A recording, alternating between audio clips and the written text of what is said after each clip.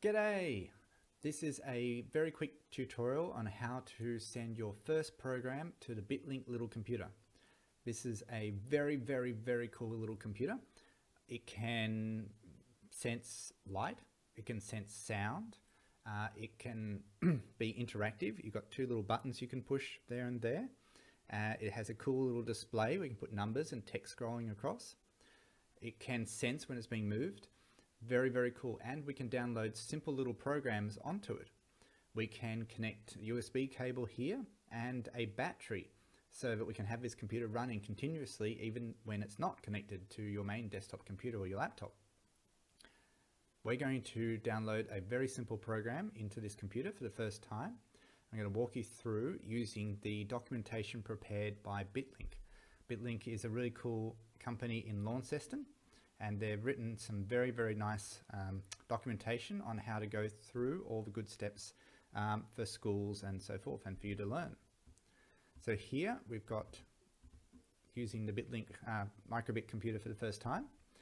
When you go into MakeCode, and MakeCode is a web browser editor that allows you to download code to the Microbit, we're going to see two functions that we can stick code into, Onstart and Forever. Onstart will run when the Microbit is first powered up or plugged in, and Forever, as it says, will run forever. So if we want some code to continuously cycle over and over again, we put it into the Forever. If we want it to only run once when the Microbit is first powered up, we put it into Onstart. Now we want to show a number. So I'm going to go down here through the excellent documentation that BitLink have done. We're going to use the show number block. Okay, so it's blue. So I'm going to look into the blue area, grab show number. I'm going to put it into Onstart, but I could put it into Forever. It doesn't matter for our purposes here. I'm going to give it a number like 5. And since this is the first time we've done it, I'm going to have to connect the Microbit and to my web browser. So first, I'm going to plug it in. There's a little USB port there for connecting it into. It's going to power on. My computer's recognized that a new one's connected. I'm going to go here and go connect a device. We'll go through the steps. You don't see this, but there'll be a little window that pops up saying, are you sure you want to connect to this Microbit? And then done. And once it's all connected, I can now download the code into the Microbit by clicking this button down here in the left-hand corner.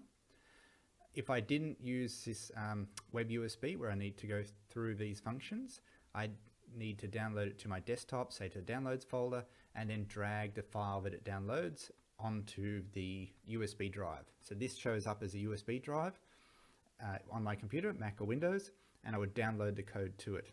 By using the web USB, I don't need to do that. I can connect it straight into the web browser, and it's going to speed the process up. Also, here is a debug or simulated environment of the Microbit. So the benefit is we can run our code, or set up our code here, and we can see it simulated down here. And that way we can make sure that it's working the way we want it to work before we go to the effort of downloading it. Not that there's much effort, but it does mean you can play with these without needing a Microbit connected. Right, so we're going to download it. It's going to bring it, and now we have a 5 being displayed. At least it shows from my human eyes. It does refresh the screen very quick. And so that's how easy it is to download some code to it. I could change the number to, I don't know, 4. Download. And it should pop up to being a 4, which it does for me. That's how simple it is to use these Microbits. Very cool, very simple, and extremely powerful.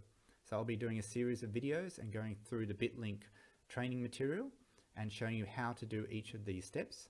These are very cheap little devices. They're excellent to learn on, and we have down here functionality to connect the Microbit to other devices.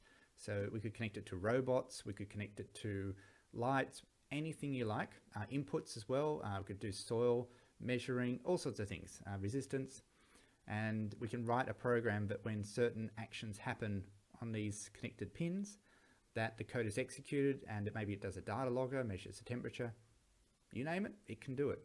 Very cool little device.